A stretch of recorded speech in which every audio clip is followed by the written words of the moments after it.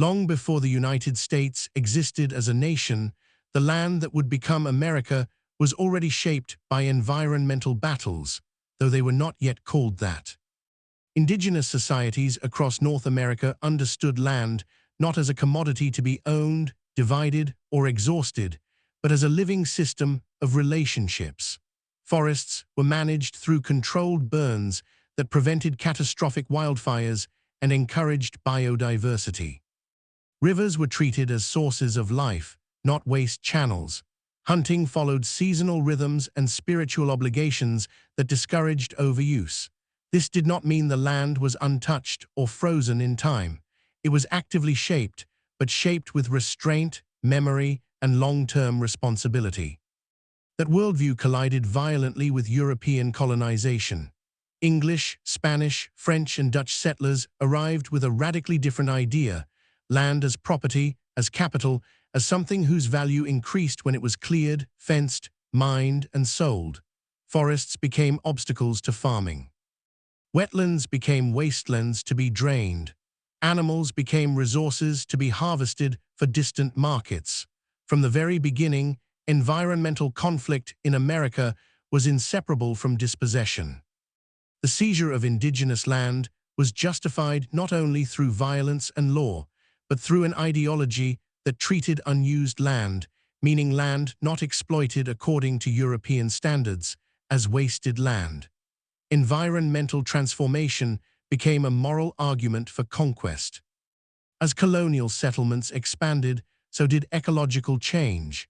The introduction of European livestock compacted soils and altered grasslands. Fur trading devastated beaver populations, reshaping entire watersheds and increasing erosion and flooding. Tobacco and later cotton agriculture exhausted soils, driving settlers westward in a relentless cycle of depletion and expansion. These early environmental impacts were not unintended side effects. They were the engine of colonial growth. Nature was something to be consumed and moved on from, not preserved. After independence, this logic intensified. The new republic tied its national identity to land ownership and westward expansion. The belief that Americans had a divine right to spread across the continent fused economic ambition with moral certainty. Forests fell at unprecedented rates. Rivers were dammed to power mills and later factories. Wildlife populations collapsed. Passenger pigeons, once so numerous they darkened the sky, were hunted into extinction within a century. Bison, central to plains cultures and ecosystems, were slaughtered not just for profit, but as a deliberate strategy to undermine indigenous resistance. Yet even in this era of aggressive expansion, unease began to surface. As early as the late 18th and early 19th centuries, some Americans worried that the nation was destroying the very abundance that defined it. Writers, artists, and scientists started documenting disappearing landscapes. Painters of the Hudson River School portrayed nature as vast, sublime, and spiritually uplifting, even as the forests they depicted were being logged. Their work carried an implicit warning: this beauty was not guaranteed to last. By the mid-19th century, industrialization accelerated environmental change to a scale never seen before. Coal-powered factories, railroads carved through mountains, and cities grew dense with smoke, sewage, and disease. Rivers that once supported fishing communities became industrial drains. The environmental costs of progress were increasingly visible and increasingly uneven. Working-class neighborhoods bore the brunt of pollution, while wealthier citizens could retreat to cleaner suburbs or countryside estates. Environmental harm was becoming a social issue, even if it was not yet named as such. Out of this turmoil emerged the first organized conservation movement. Its leaders were often elite, educated men who loved wilderness not as a home or livelihood, but as an idea. Figures like John Muir argued that wild places had intrinsic spiritual value and should be protected from human exploitation. Muir's vision was deeply influential, helping inspire the creation of national parks like Yosemite, but it also carried contradictions. The preservation of wilderness often meant removing the indigenous people who had lived there for generations. Parks were declared pristine only after native communities were expelled, their stewardship erased in favor of a myth of untouched nature. At the same time, another strand of conservation took shape, led by figures like Gifford Pinchot, who promoted scientific management of natural resources. This approach did not reject development, but sought to regulate it. Forests, rivers, and minerals were to be used efficiently, sustainably, and for the greatest good of the greatest number. This philosophy aligned with the progressive spirit of the early 20th century and found a powerful ally in President Theodore Roosevelt. Under his administration, millions of acres were set aside as national forests, wildlife refuges, and parks. The federal government emerged as a central player in environmental governance for the first time. Yet these early conservation efforts reflected the values and blind spots of their time. They prioritized scenic landscapes over urban environments, wildlife over human health, and federal authority over local and indigenous control. African American, immigrant, and indigenous communities rarely benefited from these protections and were often harmed by them. Environmental policy was shaping the nation, but not equally. The Great Depression marked another turning point. Economic collapse exposed the fragility of both human and natural systems. Nowhere was this clearer than in the Dust Bowl. Decades of intensive farming, driven by market pressure and encouraged by government policy, had stripped the Great Plains of native grasses that held the soil in place. When drought struck in the 1930s, massive dust storms swept across the region, destroying farms, displacing families, and turning environmental mismanagement into a national disaster. The federal response was unprecedented. New Deal programs treated environmental restoration as economic recovery. Agencies planted shelterbelts of trees, promoted soil conservation techniques, and reshaped rivers through massive dam projects like those undertaken by the Tennessee Valley Authority. These efforts brought electricity, flood control, and jobs to millions, but they also submerged towns, displaced communities, and transformed ecosystems. The New Deal expanded the idea that the government had a responsibility to manage nature in the public interest, even as it deepened the tension between human benefit and ecological cost. World War II and the post-war boom intensified that tension. Industrial production soared, fueled by cheap fossil energy and chemical innovation. Pesticides like DDT were celebrated as miracles, wiping out insects that threatened crops and public health. Plastics promised convenience and durability. Suburban development spread across the landscape, consuming farmland and forests in exchange for highways and single-family homes. For many Americans, this era felt like triumph over nature, proof that technology could solve any problem, but beneath the surface, damage accumulated. Rivers caught fire from chemical waste. Smog choked cities like Los Angeles. Wildlife suffered from toxins that accumulated in the food chain. These problems were often hidden or dismissed until they reached crisis levels, and once again, the burdens fell unevenly. Industrial facilities were disproportionately located near low-income neighborhoods and communities of color, exposing residents to pollution with little political power to resist. The modern environmental movement erupted in the 1960s and early 1970s, sparked by a growing awareness that environmental degradation threatened not just scenic beauty, but human survival. Rachel Carson's work exposed the dangers of unregulated pesticide use, revealing how chemicals designed to control nature were poisoning it instead. Public outrage followed, fueled by highly visible disasters like oil spills and polluted rivers. Environmentalism became a mass movement, connecting science, activism, and politics in new ways. This surge led to sweeping reforms. The federal government passed landmark laws regulating air and water pollution, protecting endangered species, and requiring environmental impact assessments for major projects.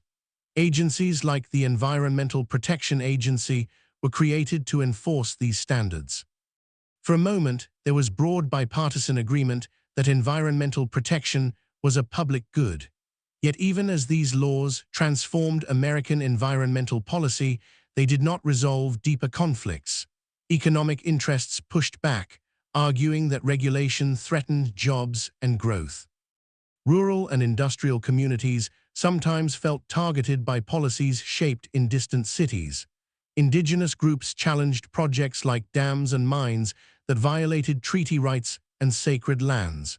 Environmental protection increasingly intersected with questions of justice, sovereignty, and power.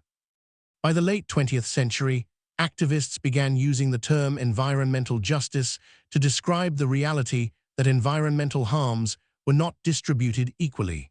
Studies confirmed what communities had long known. Race and income were among the strongest predictors of exposure to pollution. Landfills, hazardous waste sites, and polluting industries were far more likely to be located near marginalized populations. Environmental battles were no longer just about protecting nature from humans, but about protecting people from environmental harm. These struggles unfolded alongside growing concern about global environmental threats. Climate change, once a distant scientific hypothesis, became an urgent political issue as evidence mounted that human activity was altering the planet's atmosphere. The United States, as one of the world's largest emitters of greenhouse gases, found itself at the center of a global debate. Yet climate politics in America quickly became polarized. Economic dependence on fossil fuels, ideological resistance to regulation, and distrust of scientific authority fueled conflict. The same themes that had shaped environmental battles since the nation's founding resurfaced: who controls land and resources, who benefits from exploitation, and who bears the cost. Debates over pipelines, drilling, and renewable energy echoed earlier fights over forests, rivers, and mines. Indigenous-led movements opposing projects on ancestral land highlighted the continuity between past dispossession and present environmental risk. As the 21st century progressed, environmental challenges grew more complex and more urgent. Climate-driven wildfires, floods, and heat waves revealed the limits of existing infrastructure and policy. Once again, the most vulnerable communities suffered first and worst. The question facing the nation was no longer whether environmental battles mattered, but whether the systems built to manage them were sufficient for the scale of the crisis. At its core, the environmental history of the United States is a story of choices. Choices about how land is valued, how progress is defined, and whose voices are heard. It is a story of conflict between short-term gain and long-term survival, between private profit and public good. And it is a story still unfolding, shaped by centuries-old patterns even as it confronts unprecedented challenges. As climate politics hardened into partisan identity, environmental debates began to feel less like technical disagreements and more like cultural battles over the meaning of America itself. Environmental regulation was increasingly framed not as collective self-protection, but as an intrusion on individual freedom and economic autonomy. This framing did not emerge spontaneously. It was carefully cultivated through decades of lobbying, media strategy, and political realignment. Industries whose profits depended on extractive practices learned from earlier fights over tobacco and chemical regulation. Rather than disputing every scientific finding directly, they emphasized uncertainty, exaggerated economic costs, and portrayed environmentalists as elitist outsiders disconnected from ordinary working people. This strategy was especially effective in regions where livelihoods were tied to coal mining, oil drilling, logging, or industrial agriculture. For many families, these industries were not abstract forces, but sources of identity and pride passed down through generations. When environmental rules threatened to restrict or eliminate those jobs, they were experienced as personal attacks, even when the same communities were suffering from polluted water, damaged land, and declining health. Environmental conflict became internalized, pitting economic survival against environmental protection in ways that obscured the structural forces responsible for both. Meanwhile, indigenous nations increasingly asserted their rights as sovereign entities, not just stakeholders. Legal battles over treaty rights, water access, and land use challenged the assumption that the federal government had ultimate authority over natural resources. Court victories affirmed fishing and hunting rights, land claims, and consultation requirements, but implementation was often uneven. These struggles were not only about preserving culture or tradition. They were about protecting ecosystems that indigenous communities had managed sustainably long before American environmental law existed. The late 20th century also saw the rise of grassroots environmental activism rooted in local experience rather than national organizations. Communities organized around contaminated drinking water, toxic dumps, and industrial emissions. Parents worried about childhood asthma, cancer clusters, and birth defects. These movements forced a shift in how environmental harm was understood. Pollution was no longer an abstract threat to distant wilderness. It was something that entered kitchens, classrooms, and bodies.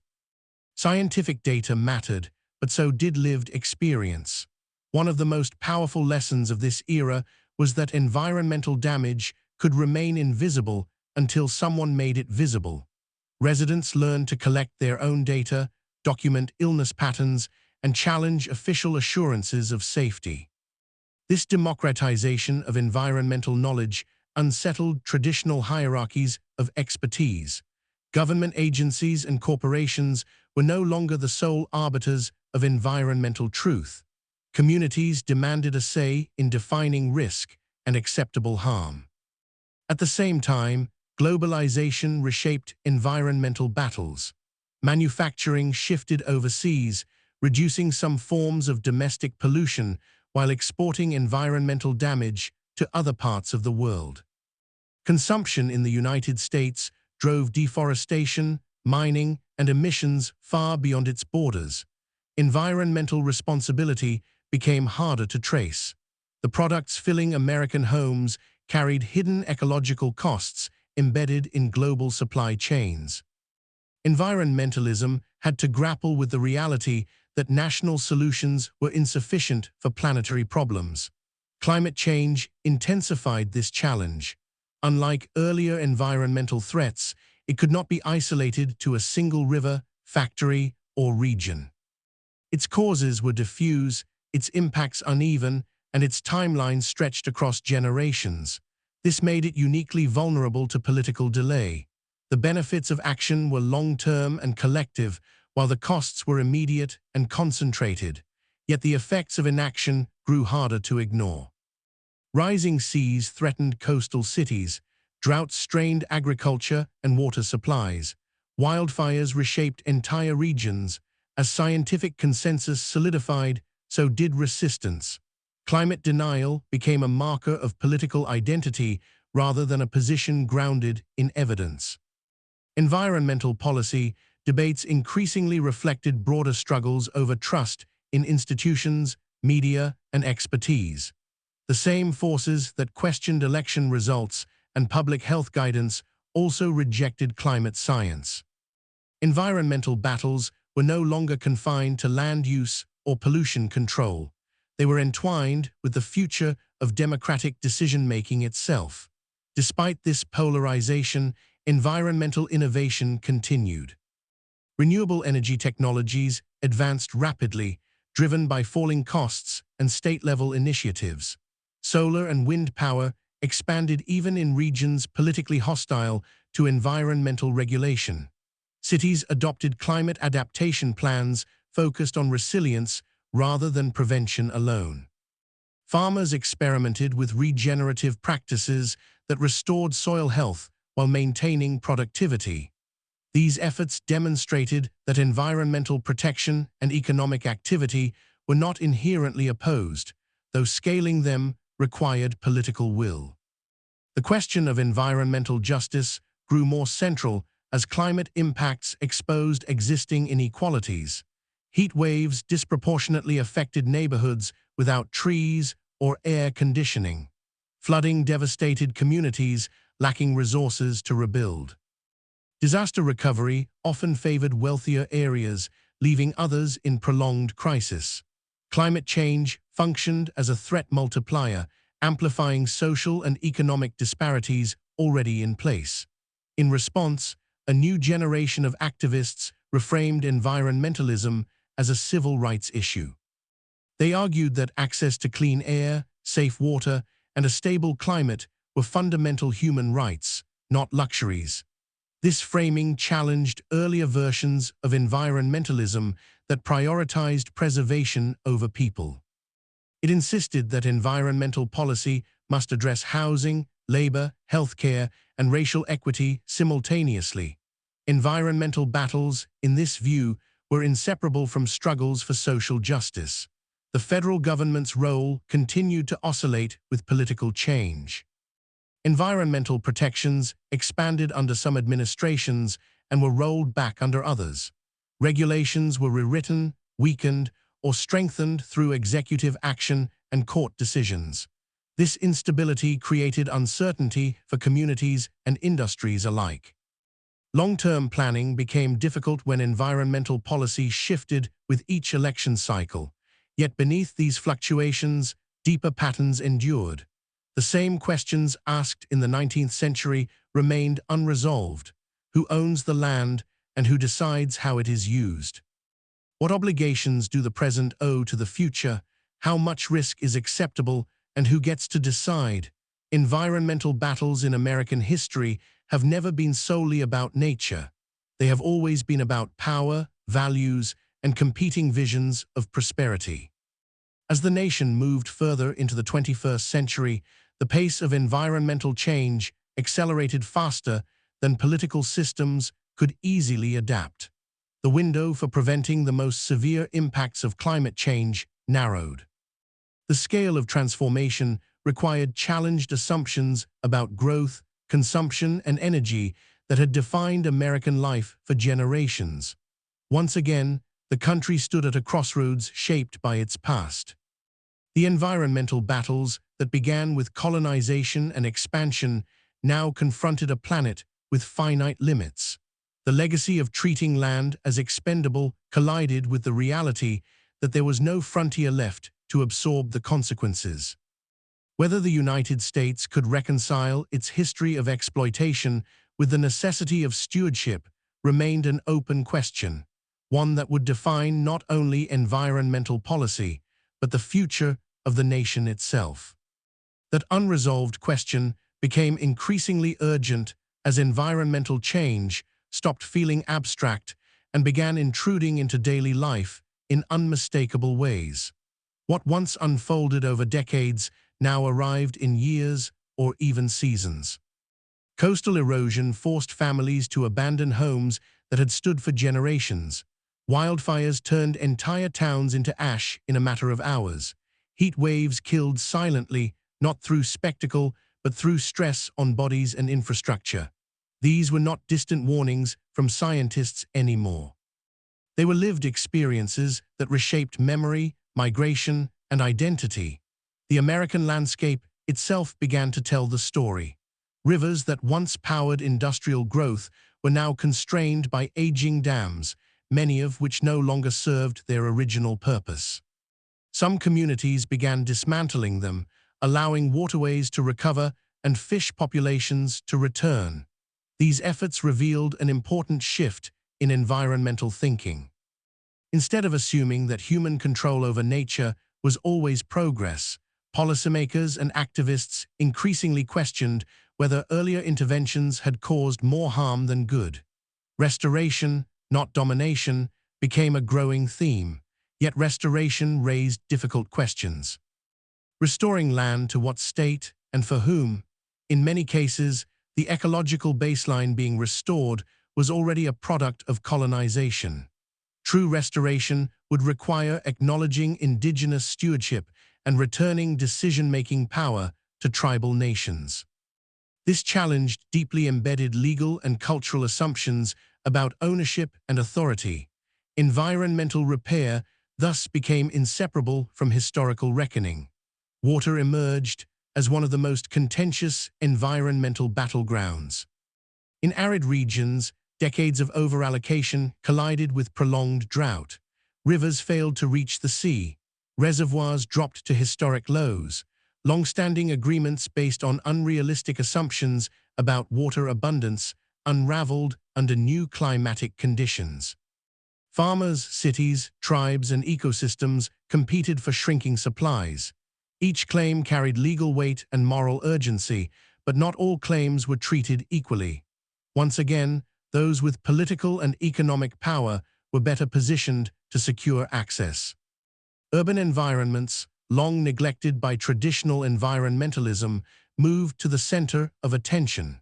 Cities faced the combined pressures of aging infrastructure, population density, and climate vulnerability.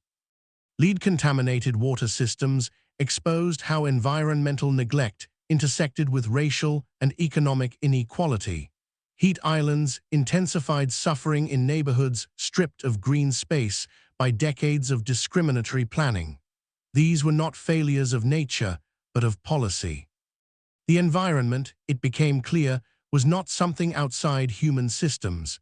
It was shaped by zoning laws, transportation networks, and investment decisions. This realization forced a reframing of environmental responsibility. It was no longer enough to protect distant wilderness while ignoring the conditions in which millions lived. Environmental quality became inseparable from public health, housing, and labor. The boundaries between environmental policy and social policy blurred.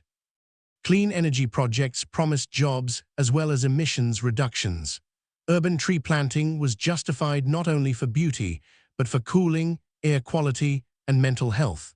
Environmental benefits were measured in lives improved, not just landscapes preserved.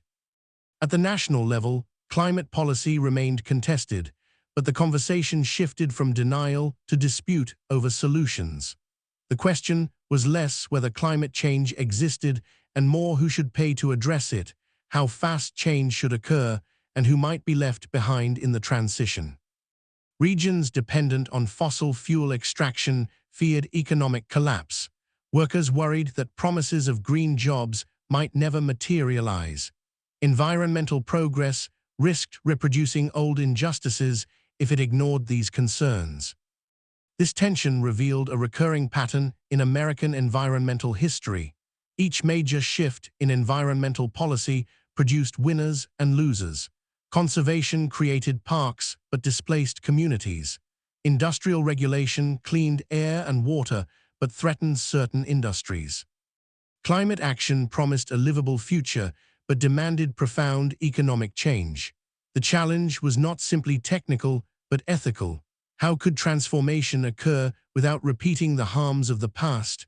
Young people emerged as a powerful force in this debate. Growing up with climate change as a constant presence, they framed environmental inaction as a betrayal.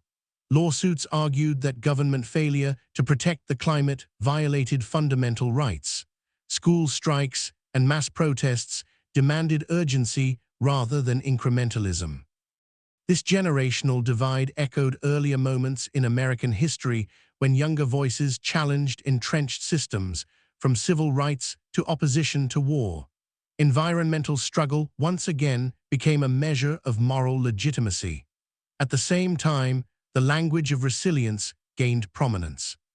Communities were encouraged to adapt to inevitable change, to become more flexible, more prepared, more durable. While adaptation was necessary, critics warned that resilience rhetoric could be used to normalize harm rather than prevent it.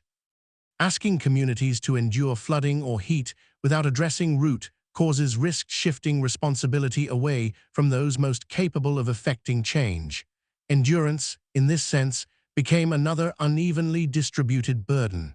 Across all these debates ran a common thread: time. Environmental damage accumulated slowly but acted suddenly. Political systems moved slowly but responded to crises. The mismatch between ecological time and political time made sustained action difficult. Short election cycles clashed with long-term environmental processes. Benefits deferred to future generations struggled to compete with immediate economic pressures. Looking back across centuries, it becomes clear that environmental battles in American history were never isolated episodes. They formed a continuous narrative shaped by expansion, exploitation, reform, resistance, and adaptation.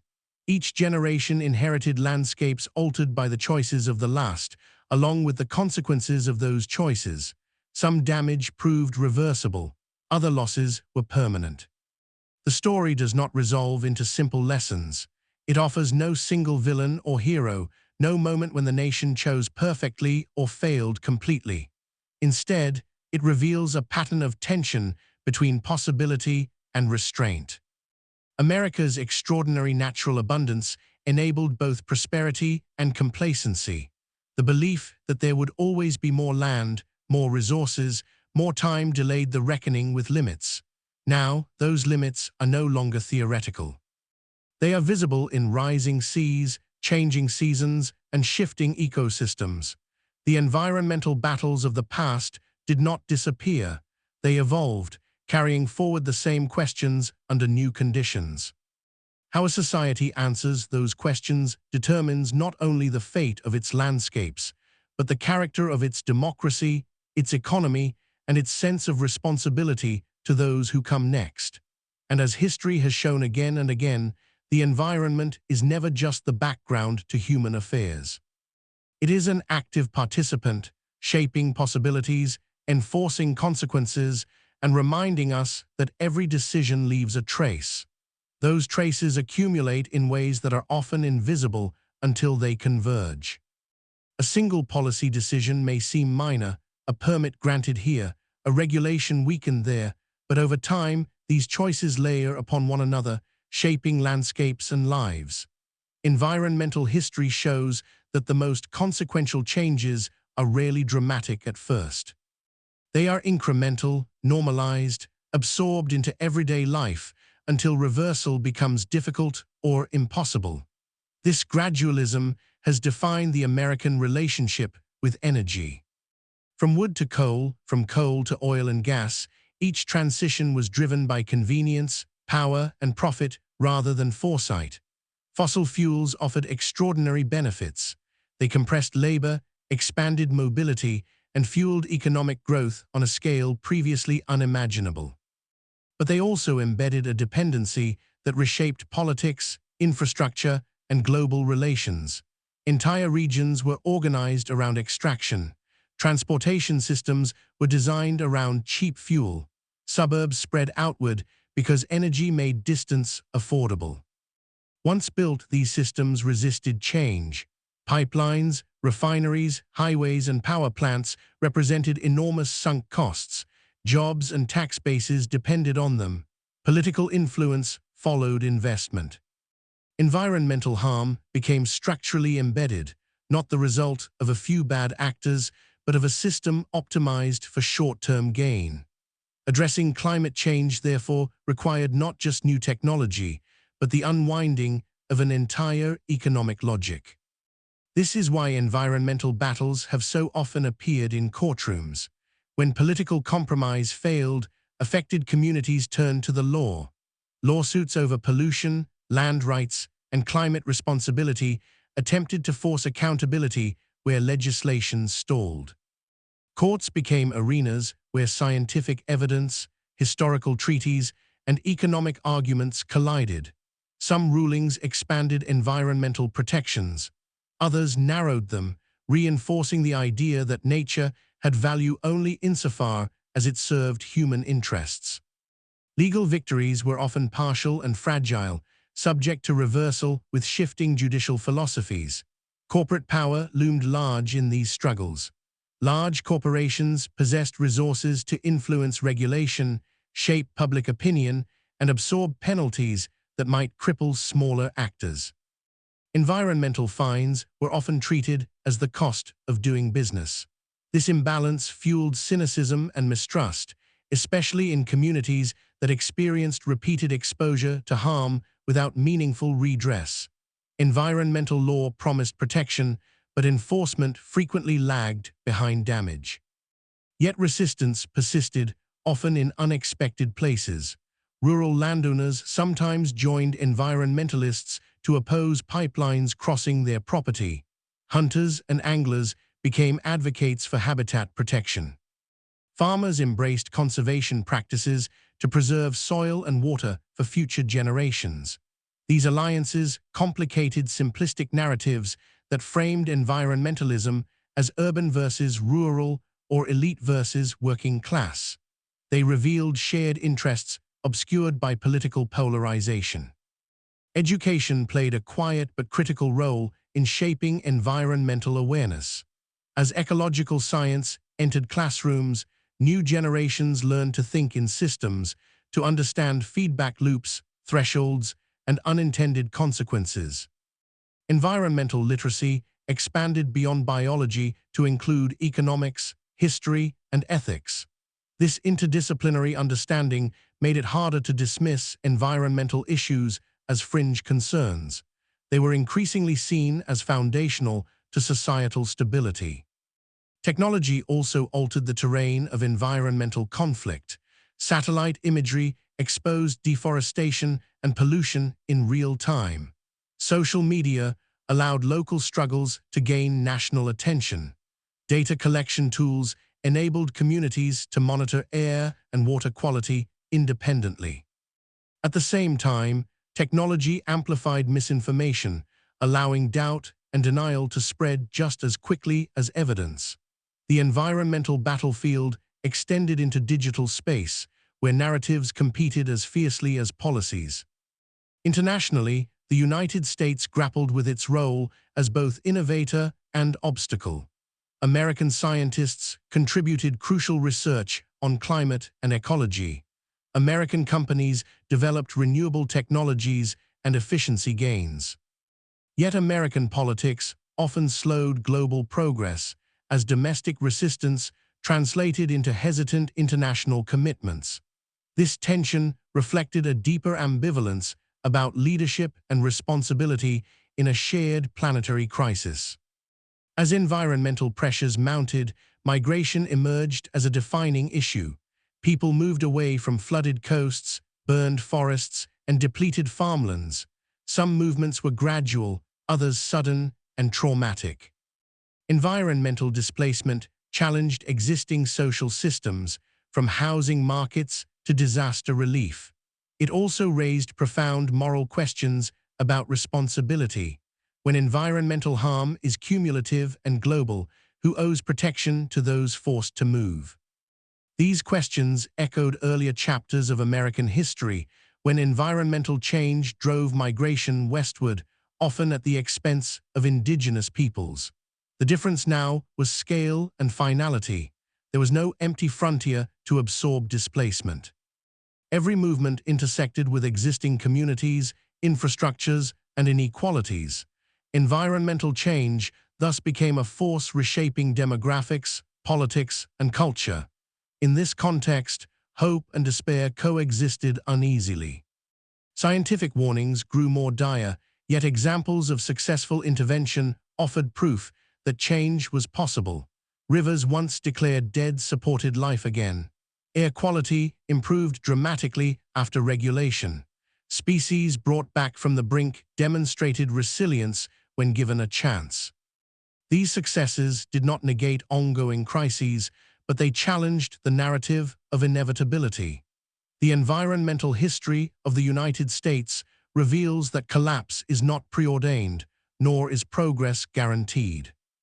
Outcomes depend on choices made within specific political, economic, and cultural contexts. Moments of crisis can entrench destructive patterns or catalyze transformation. The difference lies in whose voices are heard and whose interests prevail. As environmental battles continue, they carry the weight of accumulated history. Every debate over land use, energy, or regulation is shaped by past decisions and unresolved injustices. Understanding that history does not provide easy answers, but it does offer clarity. It shows that environmental conflict is not an anomaly or a modern obsession. It is a central thread in the American story, woven into the nation's origins and inseparable from its future. That future is being written not only through policy and protest, but through everyday decisions that rarely make headlines. How cities are built, how food is grown, how energy is consumed, how waste is handled. These choices may seem mundane, but history shows that cumulative everyday behavior can reshape entire ecosystems. The normalization of certain practices, whether driving long distances, consuming disposable products, or building in vulnerable areas, locks societies into environmental paths that are difficult to reverse. One of the most persistent myths in American environmental history is that environmental harm is the inevitable price of prosperity. This idea has been repeated so often that it feels like common sense. Yet again and again, historical evidence complicates that assumption. Many of the most severe environmental damages were not the result of necessity, but of unregulated excess, short-term profit-seeking, and unequal power. Cleaner alternatives often existed, but were dismissed as too costly or inconvenient. The cost was merely shifted onto others, onto workers, marginalized communities, future generations, and non-human life. Environmental battles also reveal how deeply values shape outcomes. When land is seen primarily as a source of wealth, decisions follow one logic. When it is seen as a shared inheritance, a different logic emerges. These competing values coexist uneasily within American culture. The same nation that celebrates national parks also subsidizes industries that degrade ecosystems. The same political system that enacts environmental protections can dismantle them with a change in leadership. This ambivalence is not accidental. It reflects unresolved tensions about freedom, responsibility, and the role of government. Religion and philosophy have quietly influenced these tensions. Some traditions emphasized human dominion over nature, reinforcing extractive attitudes. Others stressed stewardship, humility, and moral obligation to creation. These ideas filtered into public discourse in subtle ways, shaping how environmental arguments were framed and received. Appeals to scientific evidence alone were rarely sufficient. Environmental change required moral narratives that resonated with people's sense of identity and purpose. The media played a crucial role in shaping those narratives. Dramatic imagery of disasters captured attention, but slow-moving crises struggled to sustain it. Environmental stories competed with political scandal, economic anxiety, and cultural conflict. Attention moved on quickly, even as underlying problems persisted. This pattern favored reactive responses over preventive ones. It rewarded spectacle over sustained commitment. Despite these challenges, environmental awareness continued to deepen. Concepts like sustainability, once obscure, entered mainstream language. Businesses adopted environmental branding, sometimes sincerely, sometimes superficially. Greenwashing became a new battleground as companies claimed environmental responsibility without changing harmful practices. This reflected both progress and peril. Environmental concern had become influential enough to be exploited. Scientific understanding advanced rapidly, revealing ever more complex interconnections. Ecosystems once studied in isolation were understood as part of global systems. Human health was linked to biodiversity, climate, and pollution. The environment was no longer a backdrop to human history. It was a dynamic participant, capable of feedbacks that could amplify or mitigate human actions. This system's perspective challenged simplistic solutions and demanded long-term thinking. Yet long-term thinking remained politically difficult. Democracies excel at addressing immediate needs, but struggle with delayed consequences. Environmental policy required imagining futures that voters might never see. This made it vulnerable to delay and denial. History shows that many environmental protections were enacted only after damage became undeniable. The challenge of climate change is that waiting for undeniable damage risks catastrophic outcomes. As this reality became clearer, some began to argue that the true environmental battle was not technological or even political, but cultural. It was about redefining success, progress, and security. A society organized around perpetual growth faced inherent conflict with a finite planet. Questioning that assumption was uncomfortable, especially in a nation where economic expansion had long been associated with opportunity and freedom. These cultural debates were often implicit rather than explicit, playing out through conflicts over consumption, lifestyle, and identity. Resistance to environmental change was sometimes less about disbelief and more about fear. Fear of loss, of status, of familiarity. Environmental history suggests that such fears are powerful but not immutable. They can be reshaped when change is framed as opportunity rather than sacrifice, as collective benefit rather than individual burden. Looking backward, it becomes evident that environmental progress in America has rarely followed a straight line. It has advanced through cycles of crisis, reform, backlash, and renewal. Each cycle has left its mark on law, land, and memory. Victories have been partial. Setbacks have been painful. But the overall trajectory reveals an expanding recognition of interdependence. This recognition does not guarantee wise action. Knowledge alone has never been enough, but it does create the possibility of choice. Environmental history strips away the illusion that outcomes are accidental or inevitable. It shows that the landscapes Americans inherit are the product of decisions made by people within institutions guided by values. As the pressures of climate change intensify, that truth becomes unavoidable. The future will not be shaped solely by technological breakthroughs or political agreements, important as those are. It will be shaped by whether societies can learn from their own history, whether they can recognize patterns of harm before they repeat them, and whether they can expand the circle of concern beyond the present moment. Environmental battles in American history are not relics of the past. They are rehearsals for the choices now unfolding. Each generation has believed, in its own way, that it stood at a turning point. What distinguishes the present is not the existence of crisis, but the narrowing of alternatives. The margin for error has shrunk. And yet, history also shows that moments of constraint can provoke creativity. When old assumptions fail, new possibilities emerge. The same ingenuity that once fueled exploitation can be redirected toward restoration and care. Whether that redirection occurs is not predetermined. It depends, as it always has, on whose voices are amplified, whose interests are protected, and how a society defines its obligations to the land that sustains it. Those obligations are tested most sharply in moments when sacrifice feels unavoidable. Environmental history makes clear that societies often delay difficult choices until circumstances remove alternatives. The longer harm accumulates, the more disruptive change becomes. This pattern has repeated itself from soil depletion to industrial pollution to climate instability. Early warnings are dismissed as alarmist. Moderate reforms are resisted as unnecessary. Then, when crisis arrives, responses are rushed, uneven, and costly.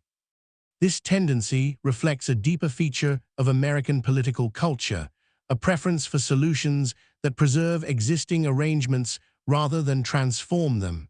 Incremental adjustments are favored over structural change. Markets are trusted to self-correct. Technology is expected to rescue society from the consequences of its own behavior. Sometimes this confidence is justified. Innovation has solved real problems, But environmental history shows that technology without ethical and political guidance often displaces harm rather than eliminating it. Consider waste. For much of American history, waste was simply pushed out of sight. Early cities dumped refuse into rivers or nearby land. As sanitation improved, landfills replaced open dumping, but the underlying logic remained the same. Waste was something to be relocated, not reduced. The rise of disposable consumer goods accelerated this pattern. Plastics, hailed as symbols of modernity, accumulated faster than systems could manage them. Once again, convenience triumphed over foresight. When the consequences became visible, polluted waterways, contaminated groundwater, oceans filled with debris, responses focused on cleanup rather than prevention. Cleanup was necessary, but it treated symptoms more than causes. The same dynamic appeared with air pollution, pesticide use, and chemical contamination. Environmental battles often unfolded after damage occurred, not before. History suggests that prevention has always been harder to mobilize politically than repair, even when it is cheaper and more effective. This reactive posture has profound implications for climate change. The scale and irreversibility of certain impacts mean that waiting for full certainty or visible catastrophe guarantees greater harm. Environmental history offers a cautionary tale. Societies that confuse delay with caution often end up making riskier choices. The absence of immediate disaster can be mistaken for safety, even as underlying conditions worsen. Another recurring theme is the uneven distribution of environmental risk. Those who benefit most from environmental exploitation are often least exposed to its consequences. This separation weakens accountability. When pollution, flooding, or heat primarily affect marginalized communities, broader society can ignore or minimize the harm. Environmental justice movements emerged precisely to challenge this invisibility, to insist that harm counted even when it occurred far from centers of power. These movements forced a redefinition of what counted as an environmental issue. It was no longer limited to forests, rivers, and wildlife. It included housing quality, workplace safety, access to green space, and exposure to toxins. Environmentalism expanded from preservation to protection. This expansion did not dilute environmental concern. It deepened it, grounding abstract principles in human experience. Yet expansion also brought complexity. Environmental goals sometimes conflicted with other urgent needs. Efforts to reduce emissions could increase housing costs. Conservation initiatives could limit land use in ways that affected livelihoods. Navigating these tensions required trade-offs, negotiation, and trust. Where trust was absent, resistance hardened. Environmental history shows that policy imposed without participation rarely endures. Participation, however, is shaped by power, whose knowledge is recognized, whose voices are heard. Scientific expertise has been essential to understanding environmental problems, but it has also been used to exclude non-experts. Communities affected by pollution have often been told their experiences did not count without formal data. Over time, this hierarchy has been challenged, but not dismantled. The struggle over whose knowledge matters remains central to environmental conflict. The American legal system reflects this struggle. Environmental laws require proof, thresholds, and causation. But environmental harm often unfolds through cumulative exposure rather than single events. Establishing responsibility can be difficult, especially when damage appears years later. This legal structure favors those with resources to contest claims and delay proceedings. Justice, when it arrives, can be slow and incomplete. Despite these obstacles, environmental history is not a story of failure alone. It contains examples of learning, adaptation, and restraint. Forest management practices improved after devastating fires. Water quality rebounded after regulation. Public health benefited from cleaner air and safer food. These successes demonstrate that change is possible when evidence, activism, and political will align. What distinguishes successful environmental action is not perfection, but persistence. Gains are rarely final. They require maintenance, vigilance, and adjustment. Environmental protections erode when attention wanes. History shows that complacency is as dangerous as denial. The assumption that progress, once achieved, will sustain itself has repeatedly proven false. This is why environmental memory matters. Remembering past harm and past victories shapes future choices. When history is forgotten, mistakes are repeated. When it is understood, patterns become visible. Environmental history provides a long view that resists the illusion of novelty.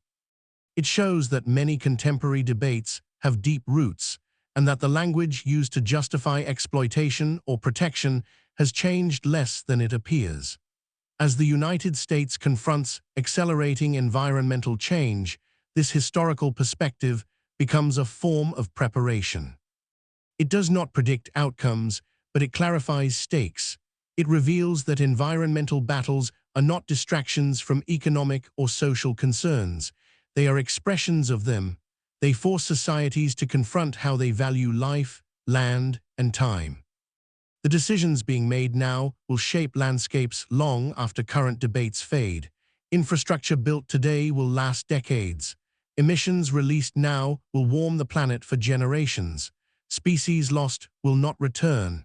Environmental history teaches that the future is not an abstract concept. It is a material inheritance created by present choices. In this sense, environmental battles are not only conflicts to be resolved. They are mirrors, reflecting a society's priorities and limits. How a nation treats its land reveals how it understands responsibility, power, and belonging. The American story, traced through its environmental history, is a record of extraordinary ambition tempered, slowly and unevenly, by the recognition that ambition without restraint carries consequences that no society can ultimately escape. That recognition, however, does not arrive all at once, nor does it settle comfortably.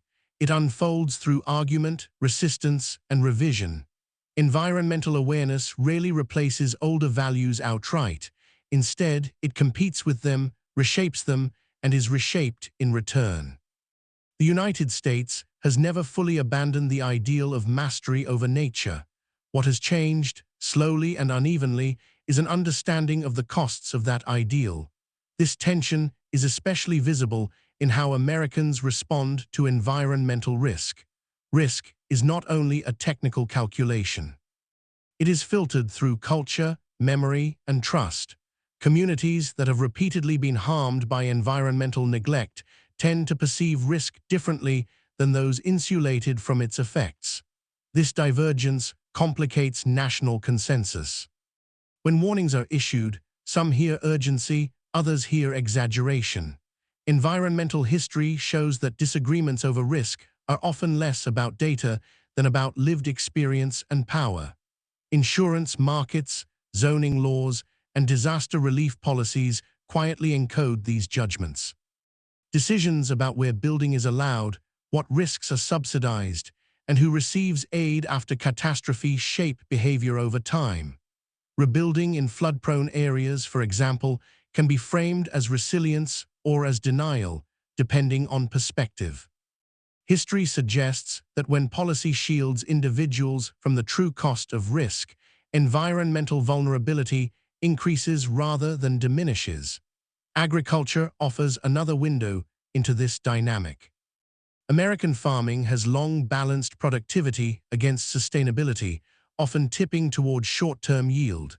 Mechanization, chemical fertilizers, and monoculture farming dramatically increased output, feeding a growing nation and global markets. But they also degraded soil, reduced biodiversity, and tied farmers to volatile input costs. Environmental damage was treated as an acceptable trade-off or as a problem to be solved later. In recent decades, that calculus has begun to shift.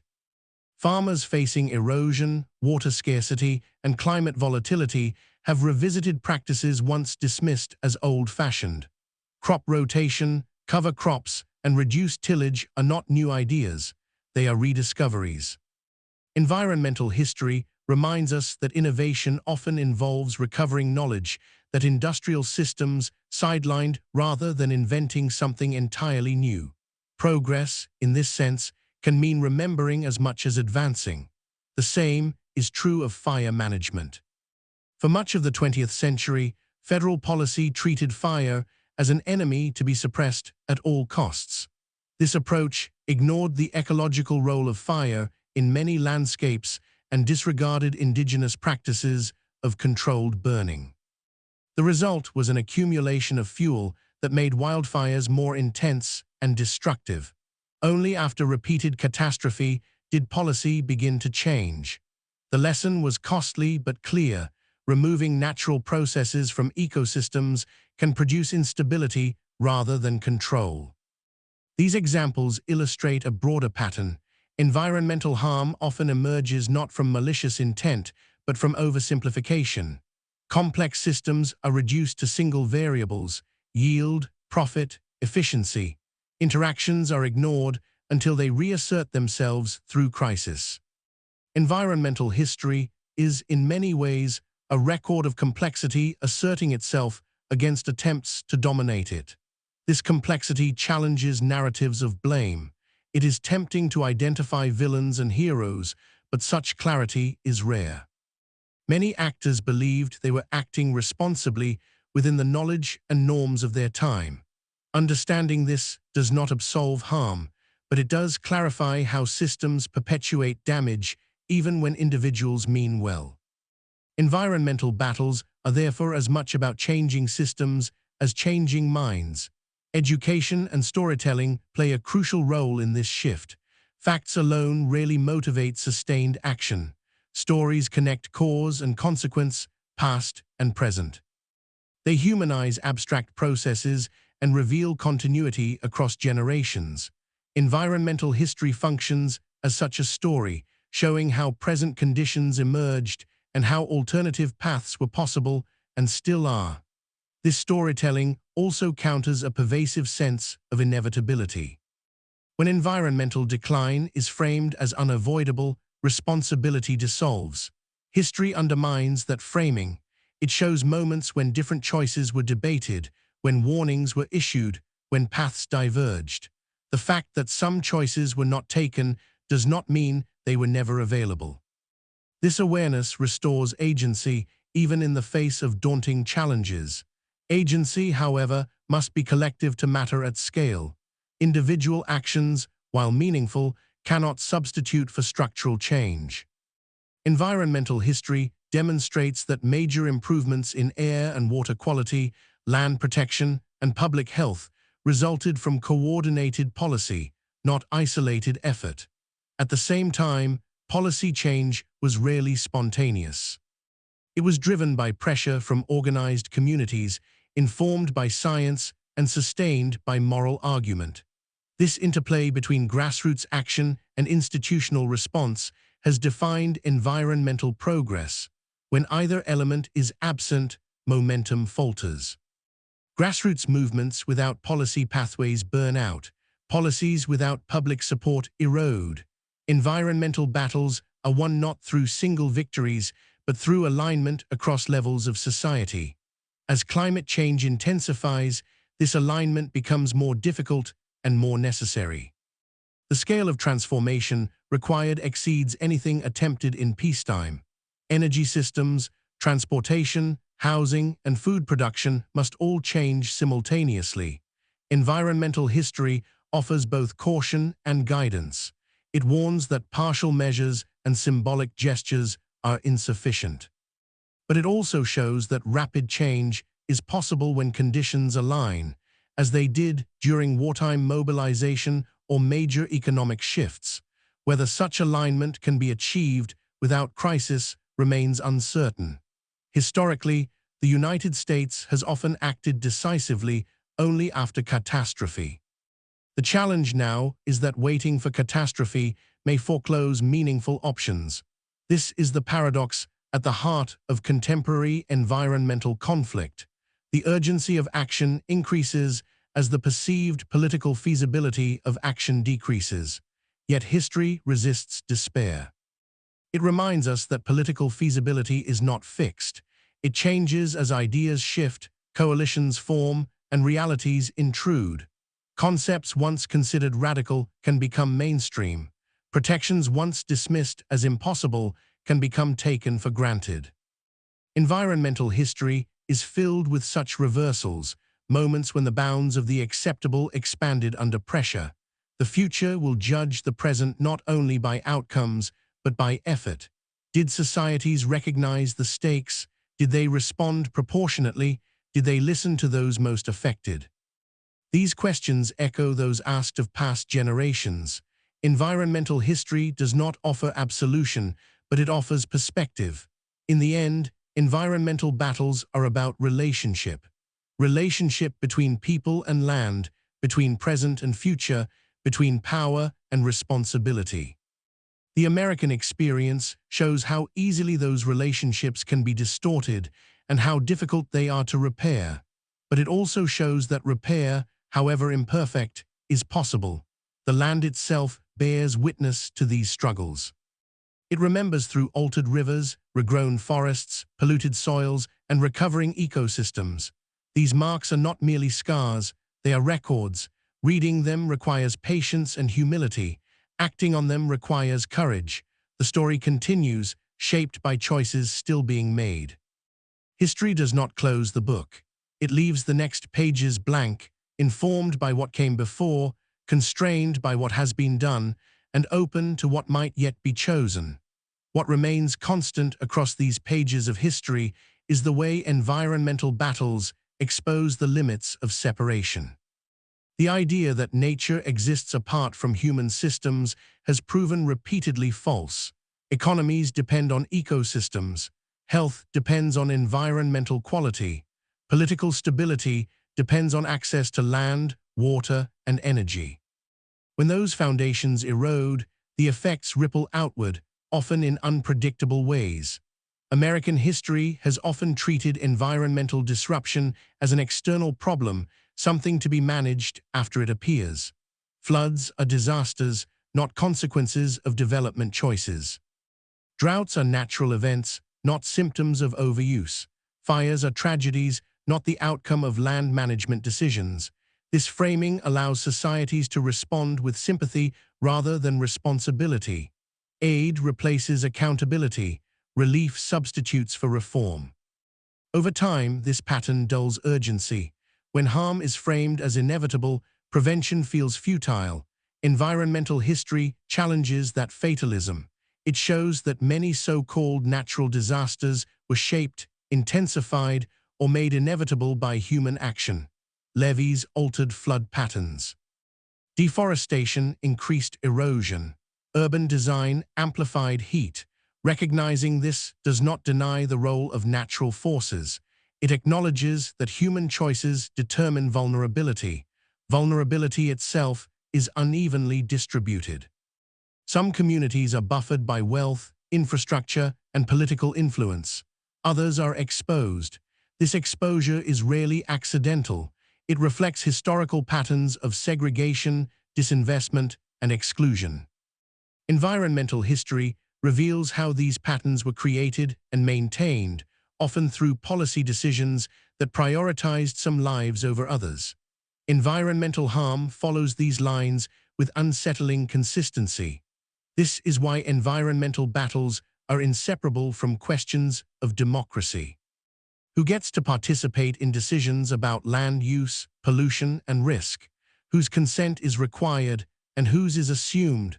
Historically, many environmental decisions were made by a narrow segment of society, often without input from those most affected.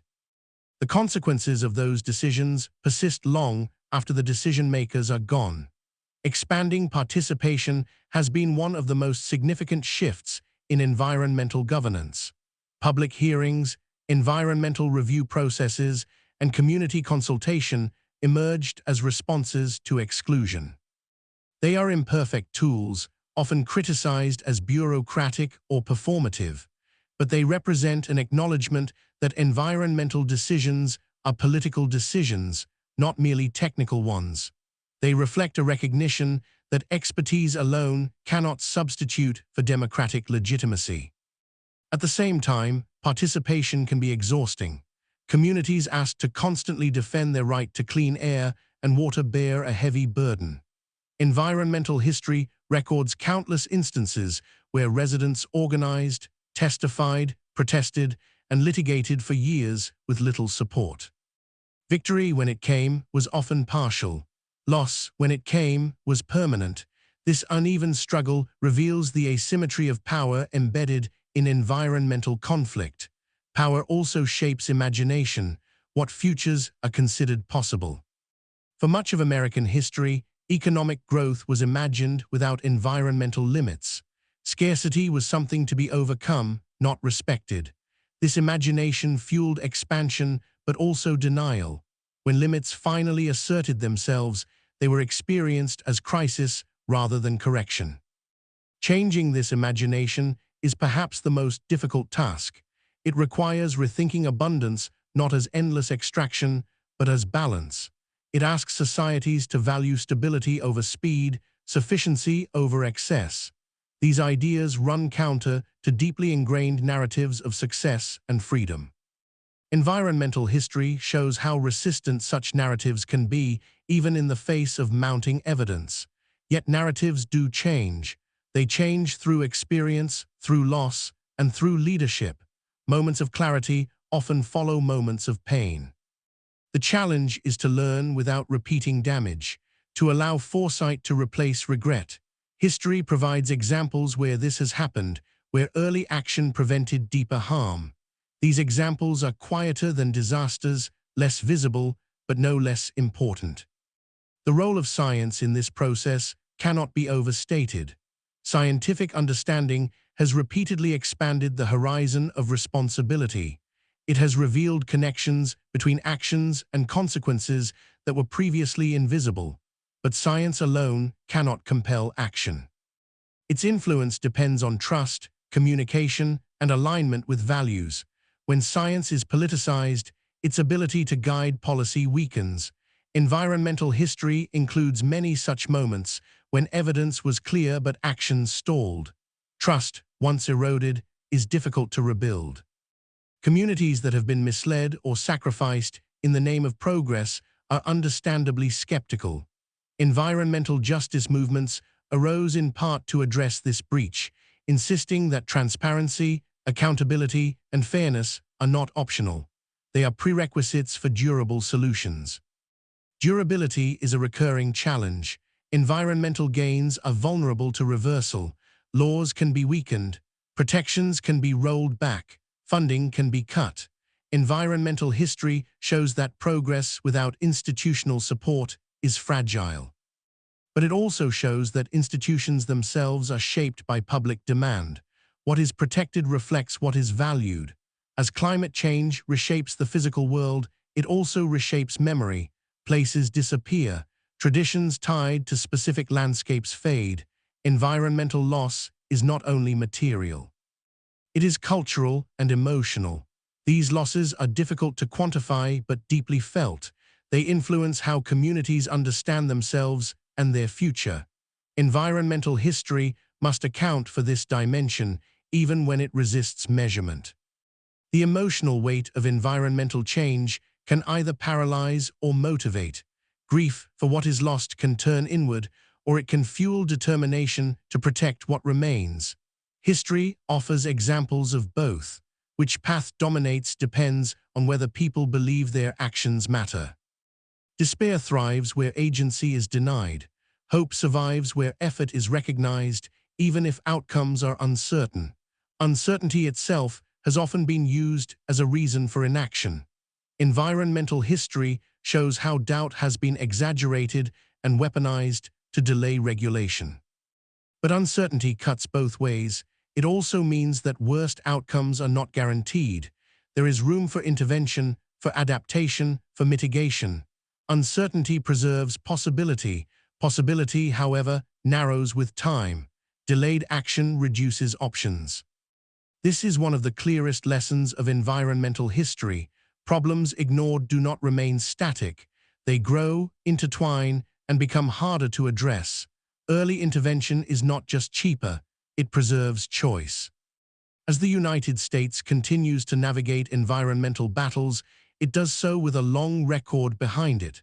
That record is neither a simple indictment nor a comforting reassurance. It is a complex inheritance marked by ingenuity and short-sightedness, care and exploitation. Understanding it does not tell us exactly what to do next, but it does clarify what is at stake. The environment is not a single issue among many. It is the context in which all issues unfold. Economies, cultures, and governments operate within ecological boundaries, whether they acknowledge them or not. Environmental history makes those boundaries visible. It reminds us that freedom exercised without regard for consequence is not freedom at all, but debt passed forward. What future generations will say about this moment is unknowable, but history suggests the questions they will ask. Did we understand what was happening? Did we listen to those warning us? Did we act with the seriousness the situation demanded? Environmental battles leave records, not just in archives and laws, but in land and water, in air and bodies. Those records endure. They speak long after debates end, and they will shape the lives of those who inherit them, whether or not they had a voice in creating them. Living with that inheritance means recognizing that environmental history is not confined to the past. It is active, unfinished, and cumulative. Every generation receives a world already shaped by earlier choices, with constraints and possibilities that did not exist before. What distinguishes the present moment is not that Americans face environmental limits for the first time, but that those limits are converging across systems simultaneously. Climate, water, biodiversity, energy, and public health are no longer separate conversations. They are overlapping pressures acting on the same social fabric. This convergence strains institutions designed for simpler problems. Regulatory agencies built to address discrete pollutants struggle to respond to systemic change. Laws written for stable conditions are tested by accelerating instability. Insurance models based on historical risk break down when the future no longer resembles the past. Environmental history shows that institutions often lag behind reality, adapting only after repeated failure. The danger now is that adaptation may come too slowly. At the same time, new forms of governance are emerging. Local and state governments experiment where national consensus stalls. Cities coordinate across borders. Tribes assert authority grounded in sovereignty rather than delegation.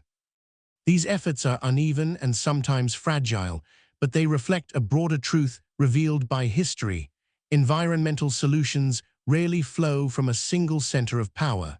They emerge through networks, negotiation, and pressure from below. Economic thinking has also begun to shift, though not without resistance. The idea that environmental protection is a cost rather than an investment is increasingly challenged. Health savings from cleaner air, avoided disaster losses, and ecosystem services complicate narrow cost-benefit analyses. Yet these benefits often accrue over time, while costs are immediate. Environmental history shows that this temporal imbalance has long favored exploitation. Correcting it requires political courage and institutional design that values the long term. The role of labor in environmental transitions has become more visible. Workers in extractive industries are not abstract obstacles to progress. They are people whose skills, communities, and identities are tied to existing systems. Ignoring this reality has repeatedly undermined environmental reform. History suggests that durable change requires honoring labor, providing real alternatives, and avoiding narratives that frame workers as expendable. Environmental justice includes economic justice, or it fails. Cultural memory influences how these transitions are experienced. Communities shaped by past booms and busts approach promises of green prosperity with skepticism. they have heard assurances before. Environmental history is filled with regions left behind after resources were exhausted and industries moved on. Trust cannot be rebuilt through rhetoric alone. It requires material commitment and sustained presence. This is where scale matters. Small pilot projects inspire, but systemic change requires scale that matches the problem. Environmental history warns against mistaking isolated success for transformation. River cleanups mattered because they were paired with regulatory frameworks. Wildlife recovery succeeded when habitat protection was enforced. The lesson is not that local action is insufficient, but that it must connect to broader structures. Communication remains a critical challenge. Environmental information is complex, probabilistic, and often counterintuitive.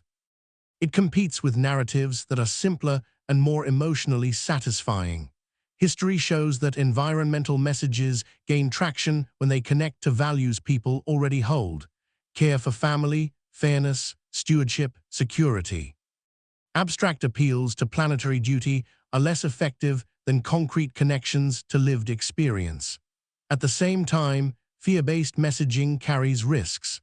While fear can motivate short-term attention, it can also produce paralysis or denial. Environmental history includes moments when apocalyptic rhetoric alienated potential allies. Effective movements have balanced urgency with agency, emphasizing not only what is at risk, but what can be protected and restored. Restoration itself has become a powerful symbol. The return of wildlife, the recovery of rivers, the regeneration of degraded land offer tangible proof that damage is not always permanent. These stories matter not because they erase harm, but because they counter fatalism.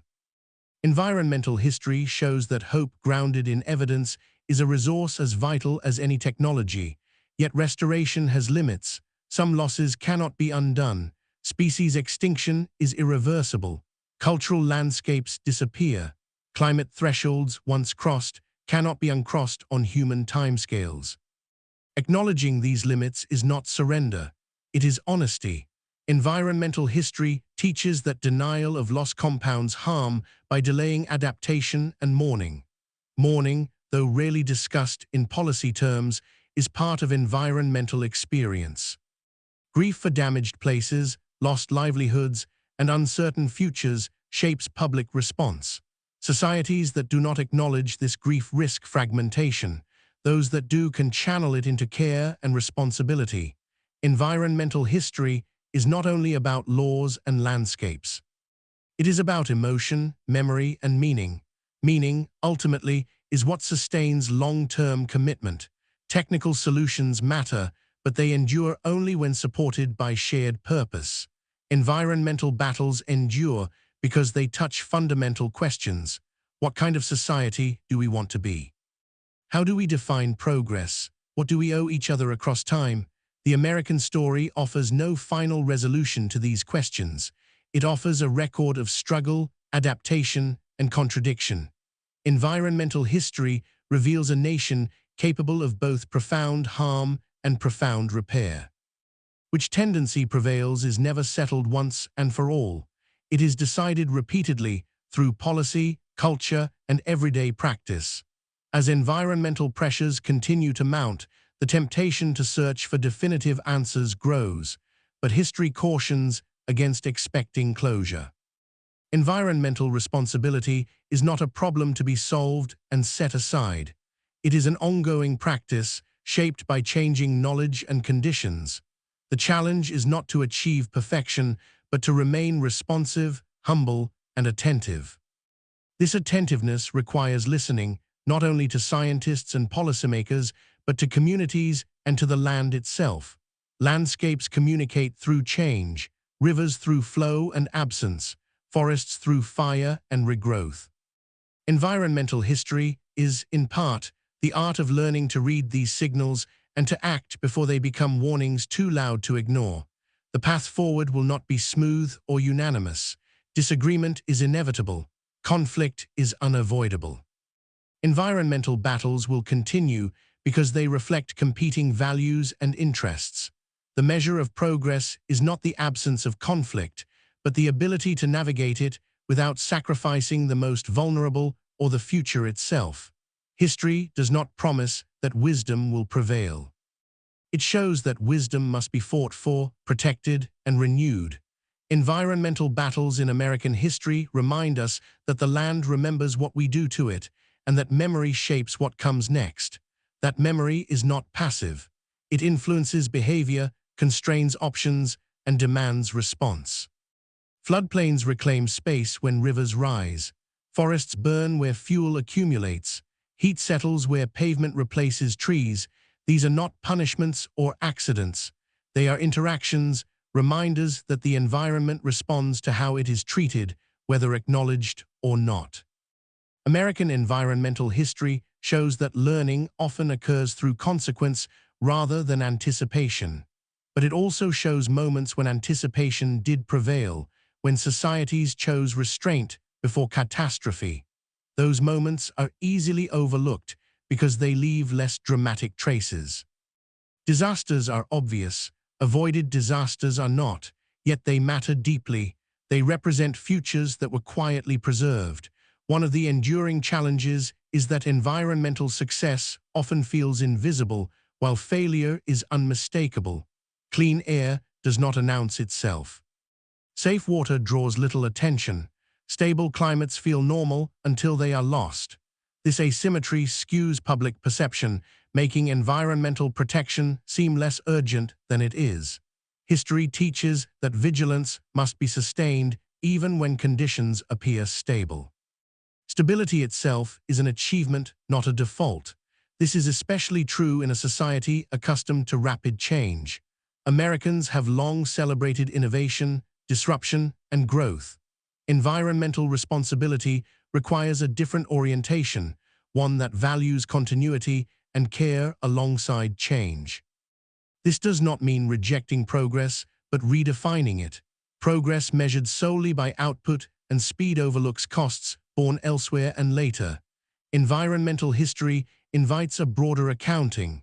Such accounting inevitably raises questions of fairness across time. Future generations cannot vote, lobby, or protest. Their interests must be represented by those alive today. This moral responsibility is difficult to operationalize in political systems designed around present constituencies. Yet history shows that societies have sometimes acted on behalf of the future, creating institutions and protections that outlasted their creators. The challenge is not impossibility, but will. Will is shaped by culture as much as by policy. Cultural narratives about independence, entitlement, and abundance influence how environmental limits are perceived. Shifting those narratives does not require abandoning core values, but reinterpreting them. Independence can mean energy resilience rather than dependence on volatile fuels. Prosperity can mean health and stability rather than endless accumulation. Stewardship can be framed not as sacrifice, but as responsibility worthy of pride. These reinterpretations are already underway, though unevenly. They coexist with older narratives, sometimes clashing, sometimes blending. Environmental history reminds us that cultural change is rarely linear. It advances through contradiction and debate. What matters is that alternatives remain visible, that dominant stories are not mistaken for inevitable truths. Visibility, again, is key. Environmental harm often thrives in obscurity. It hides in distant places, in marginalized communities, in complex systems few understand. Bringing it into view has been one of the most powerful tools of environmental change. From photographs of polluted rivers to data on health impacts, making harm visible has altered public priorities. History suggests that transparency is not a luxury, but a prerequisite for accountability. Accountability, however, is not only about assigning blame. It is about aligning actions with consequences. Systems that allow harm without responsibility invite repetition. Environmental history documents how accountability mechanisms, regulations, standards, and enforcement emerged in response to unchecked damage. These mechanisms are imperfect and contested, but without them, protection erodes quickly. The balance between regulation and freedom has been a persistent source of tension. Environmental debates often frame regulation as constraint. History offers a different perspective. Regulations have expanded freedom by protecting health, preserving resources, and preventing monopolization of common goods. Clean air and water are not restrictions on liberty, they are conditions for it. This reframing matters as environmental challenges grow more complex. Climate adaptation, for example, will require collective decisions about land use, infrastructure, and investment. These decisions will shape who is protected and who is exposed. Without deliberate attention to equity, adaptation risks entrenching inequality under the guise of pragmatism. Environmental history warns against this outcome, showing how technical solutions can reproduce injustice if values are not explicit. Values must therefore be part of environmental conversation, not an afterthought. Science can inform what is happening and what is possible. Policy can structure response, but values determine priorities, whose safety matters first, what losses are acceptable, what risks are shared. Environmental history exposes these value judgments, often hidden beneath technical language. The enduring lesson is not that Americans have failed or that success is guaranteed. It is that environmental outcomes are shaped by choices made within specific contexts. Those contexts include economic pressures, cultural narratives, political structures, and historical legacies. Changing outcomes requires engaging all of these, not just one. As this long arc makes clear, environmental battles in American history are not anomalies triggered by modern anxiety. They are a defining feature of the nation's development. From the first encounters between indigenous stewardship and colonial exploitation, through industrial expansion and conservation, through environmental justice and climate politics, the same fundamental questions recur. How much is enough? Who decides? Who bears the cost? The answers have shifted over time, sometimes subtly, sometimes dramatically. What has not shifted is the reality that the environment is not neutral ground. It reflects decisions and enforces consequences. It shapes opportunity and imposes limits. Ignoring it has never insulated societies from its effects. The story, then, is not one of inevitable decline or guaranteed redemption. It is a story of tension, responsibility, and possibility. Environmental history does not tell us what will happen. It shows us what can happen, for better or worse, depending on how power, knowledge, and values align.